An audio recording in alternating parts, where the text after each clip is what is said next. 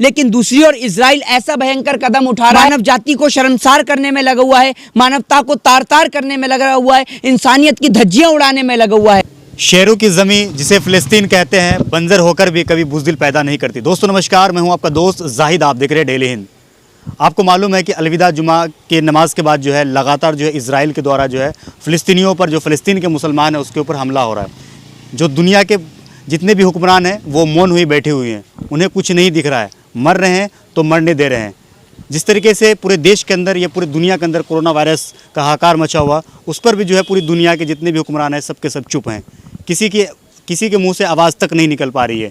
ख़ास करके जो फ़लस्तीन के अंदर मुसलमानों को मारा जा रहा है, आप हमारे देश के अंदर देख लीजिए, आज आप ट्विटर उठा करके देख लीजिए, वहाँ पर ये ट्रेंड कर रहा है, इंडिया स्टैंड विद इजराइल, ये लगातार जो है ट्विटर पे ट्रेंड कर रहा है। ये कौन लोग हैं जो ट्विटर पे इस तरीके से ट्रेंड करवा रहे हैं, जबकि पूरी दुनिया को पता है, सबको पता है कि वहाँ पे लोगों की हत्या हो रही है, वहाँ पे बच्चों को मारा जा रहा है। हम लोग वो लोग हैं कि किसी की उंगली में भी ज़रा सी चोट लग जाए तो हमें दर्द होता है, तो हम किसी की मौत पर हंसना नहीं जानते। और हमारा धर्म लोगों को जोड़ने की इजाज़त देता है, उन्हें तोड़ने की इजाज़त नहीं देता। और इजराइल ने जो घटना घटित करी है, हम उसका कड़े और पुरजोर शब्दों में विरोध करते हैं। और हम तमाम देशों से कहते हैं कि जो यूएनओ के अंदर बैठते हैं, यूनाइटेड नेशन ऑर्गेनाइजेशन में बैठते हैं, हम उनसे कहते हैं कि वो सभी लोग एकजुट होकर इसके खिलाफ कार्रवाई करें कि किसी भी धार्मिक स्थल पर, चाहे वो हमारा मंदिर हो, चाहे फिर वो आपकी दरगाह हो, चाहे आपकी मस्जिद हो, चाहे किसी भी जगह पर अगर कोई भी व्यक्ति हमला करता है किसी भी धार्मिक जगह पर, तो वो गलत है और हम उसका कड़े शब्दों में विरोध करते हैं। आखिर पूरी दुनिया भी चुप क्यों बैठी हुई है?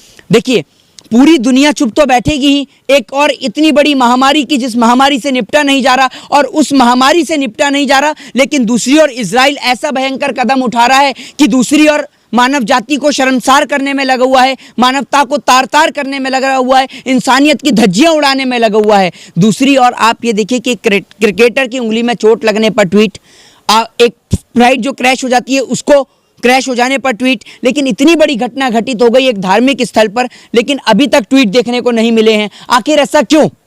आखिर हमारे और आपके बीच इतनी बड़ी बड़ी नफरत की दीवारें किसने पैदा कर दी, और किस लिए और क्यों पैदा कर दी? क्या मजहब के चलते आज हम इंसानियत और मानवता को भूल गए हैं? देखिए, इतने दुर्घटनापूर्ण समय में या फिर इतनी आपदा भरे समय में मैं किसी पे आरोप या प्रत्यारोपण लगाऊं, ये बिल्कुल मुझे अच्छा नहीं लगता। लेकिन क्या करें जनाब, देश की स्थिति ऐसी है कि आज आप अगर मुंह पे मास्क लगा रहे हैं और मुंह पर ताला लगा रहे हैं, मुंह पे मास्क लगाने से आपका मुंह बंद है और मुंह पे ताला लगा लेने से आपकी पीढ़ी का मुंह बंद हो जाएगा। ये बात आप याद रखिएगा। मास्क की बात कर रहे बीजेपी की नेता जो है, क्या नाम है, उन्होंने एक बयान दिया था, उन्होंने ये कहा कि हम मास्क इसलिए नहीं लगाते क्योंकि मास्क लगाने से मेकअप खराब हो जाता है। आप करते हैं बीजेपी के? बताइए कौन से नेता मेकअप करके निकलते हैं?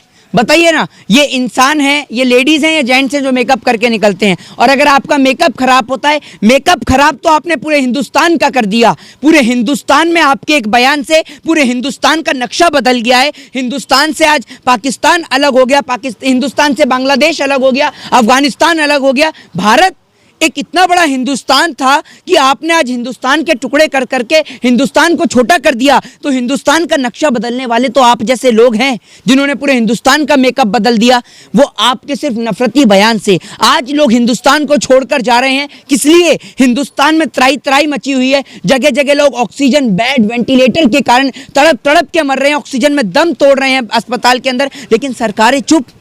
आप एक बात देखिए कि किस तरीके की हालात हैं और इनको मेकअपों की पड़ी हुई है। आज पूरा देश ये सोच रहा है कि कैसे महामारी से निपटा जाए, लेकिन प्रधानमंत्री ये सोच रहे हैं कि अगला चुनाव कहाँ का है, दाढ़ी बढ़ाए रखूं या दाढ़ी कटवा दूं, वो ये सोचने में व्यस्त हैं। पूरे कोरोना की मीटिंग चलती है, बाद में फैसला आता है बैंकों को लेकर। तो देख लीजिए कैसे अनोखे प्रधानमंत्री हैं हमारे देश के। कोशिश तो कर रहे हैं ना, यहाँ पे जो महामारी फैला हुआ है उसके लिए कोशिश कर रहे हैं किसी तरीके से रोका जाए। कैसे कोशिश कर रहे हैं? मीटिंग भी कर रहे हैं। मीटिंग करी तो मीटिंग में फैसला बैंकों पर आ रहा है, और कौन सी कोशिश और किस जगह पर चल रही है, जरा आप मुझे ये बताइए। और आप ये देखिए कि तमाम तरीके के जो इनके लोग हैं वो आज चुप हैं। क्यों हैं वो चुप? कहाँ गए इनके सांसद? और इनके नेता के घर में, बिहार के नेताओं के घर में एम्बुलेंस से पाई जा रही है, उनको लेकर ये चुप हैं। तो कह रहे ड्राइवर नहीं इसलिए एम्बुलेंस खड़ी थी। तो भैया ड्राइवर नहीं है तो आप ये बताइए ना कि जब आपके नेता, ड्राइवर हम देंगे आपको, आपकी औकात है एम्बुलेंस चलवाने की, ड्राइवर हम देंगे, बताइए। आप दे रहे हैं ड्राइवर? हाँ, मैं बिल्कुल देने को तैयार हूँ। आप पूछिए वो चलवाएंगे तो मैं ड्राइवर देने को तैयार हूँ। और हम इस देश के नौजवान अगर हम ड्राइव करना चाहेंगे तो हम चला कर लेके जाएंगे। सरकार औकात तो रखे इतनी एम्बुलेंस मुहैया कराने की, लाखों रुपए एम्बुलेंस के नाम पर खदीड़ रही है। एक प्राइवेट एम्बुलेंस के नाम पे आपने देखा ना हरियाणा में किस तरीके का कांड हुआ, वो पूरे देश ने देखा है। हाँ, अच्छा, कंगना रनावत जो है पॉजिटिव पाई गई है, जो कि कंगना- जमात वाले लोगों को लगातार टारगेट करती थी। आप खुद हाँ, तो आप positive- कंगना रनावत से जाकर पूछिए ना कि वो किस जिहादी और किस जमाती के संपर्क में आई हैं, या आप उनसे पूछिए, मुझसे क्या पूछ रहे हैं आप? मैं कहां से बताऊं कि कंगना रनावत को पॉजिटिव है या नेगेटिव है? वो पूरा देश समझता है। और आप उन्हीं की एक साथी की, उन्हीं की एक गैंग की निकली है, वो पायल करके जो हैं, अभी देखा है ना, जो कह रही है बंगाल में हिंदुओं को मारा जा रहा है, पीटा जा रहा है, वो हिंदू हितैषी बनकर निकली हैं। अरे आप ये बताइए, आपने शादी करी है या नहीं करी है? आप तो सबसे कह रही है कि आपने शादी करी है, द एक्सीडेंटल मैरिज करी है क्या आपने? बताइए, आप अपनी शादी को लेकर बताइए ना। पूरा देश जानना चाहता है कि सांगवान कौन है, पूरा देश जानना चाहता है। बताइए ना कि अपनी बात आप करती नहीं, आप हिंदुओं का ख्याल रख रही हैं। जिस बहन बेटी की इज्जत लूटी, आपने जाकर पूछा हाथरस में जाकर? आसाराम राम रहीम ने कितनी बहन बेटियों की इज्जत लूटी, आपने उसके घर जाकर पूछा? जब उत्तर प्रदेश के अंदर ब्राह्मणों को मारा गया तब आपने पूछा? कश्मीर से कश्मीरी पंडितों को जब भगाया गया तब आपने पूछा है? जब मुस्लिमों के साथ मॉब लिंचिंग हुई तब आपने पूछा? जब दलितों को मारा गया, पीटा गया, तब आपने पूछा?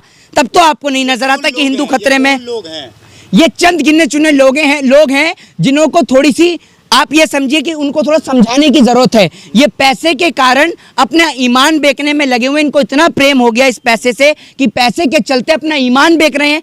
आप लोगों को उत्तर प्रदेश के अंदर जब बहन बेटियों की इज्जत और आबरू लुटती है तब आपको हिंदू खतरे में नजर नहीं आता। वो इसलिए नजर नहीं आता कि उत्तर प्रदेश में आपके गंजेनाथ, अपराधनाथ योगी आदित्यनाथ मुख्यमंत्री हैं, इसलिए नजर नहीं आता आपको। आज पूरे देश में त्राही मच रही है। 65%, एक मिनट, 65% आबादी हिंदुओं की है। मर तो हिंदू भी रहे हैं।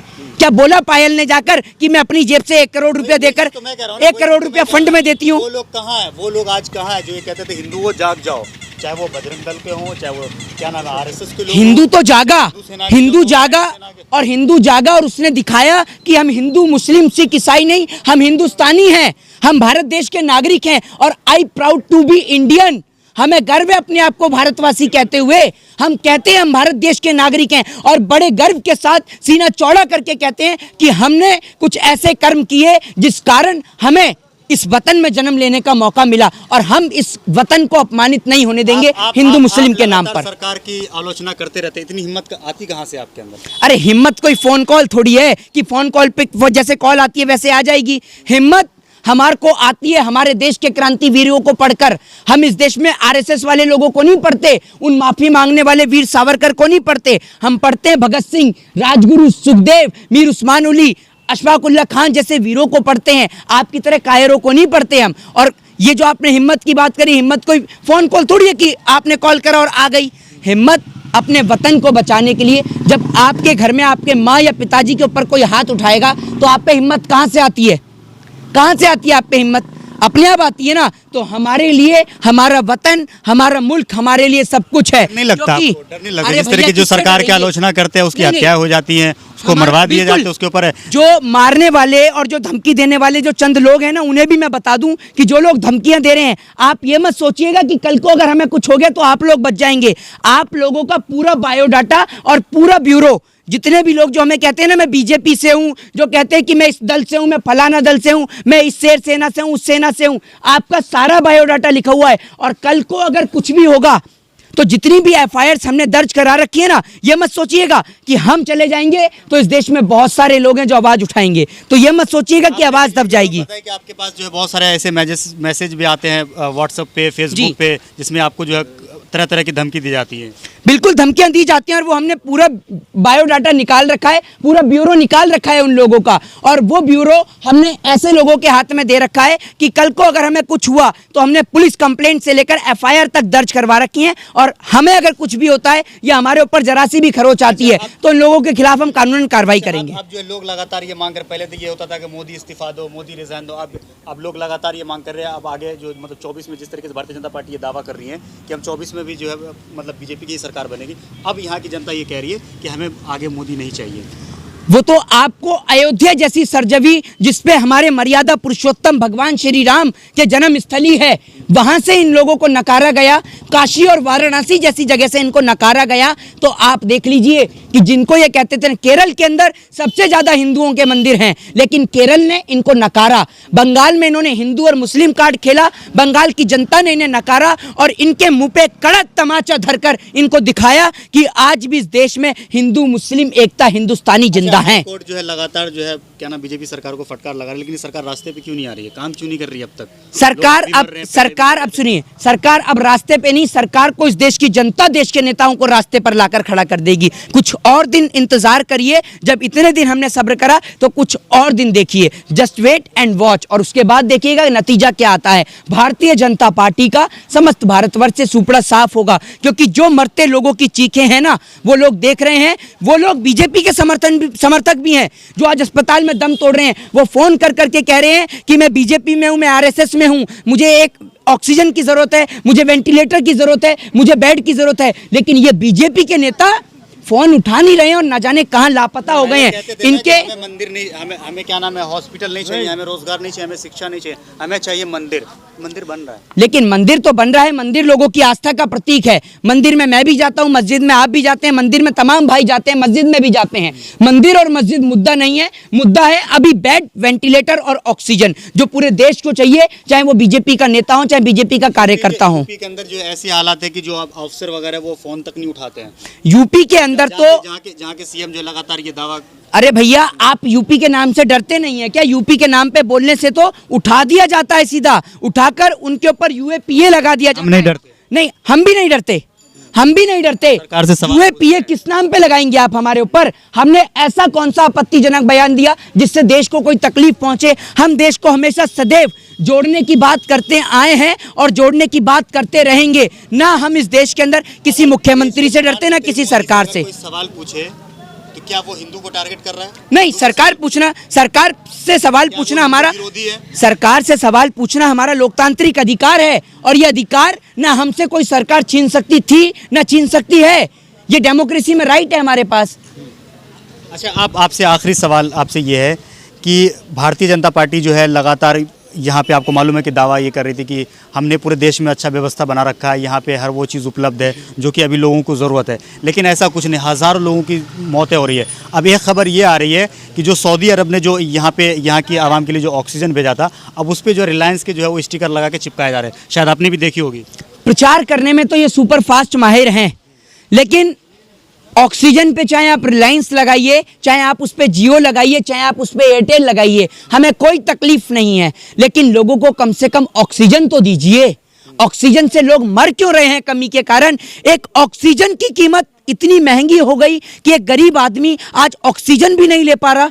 हम तो कहते हैं आप रिलायंस नहीं, इस पे जियो लगाइए, एयरटेल लगाइए, प्रधानमंत्री मोदी जी के पूरा नाम से, प्रधानमंत्री जी की फोटो से उसे रंग दीजिए, लेकिन लोगों को ऑक्सीजन मुहैया कराइए। लोग तकलीफ में हैं, उनको बेड मुहैया कराइए, उन्हें गैस और सिलेंडर मुहैया कराइए। जय हिंद, जय भारत, वंदे मातरम। बहुत मुश्किल है।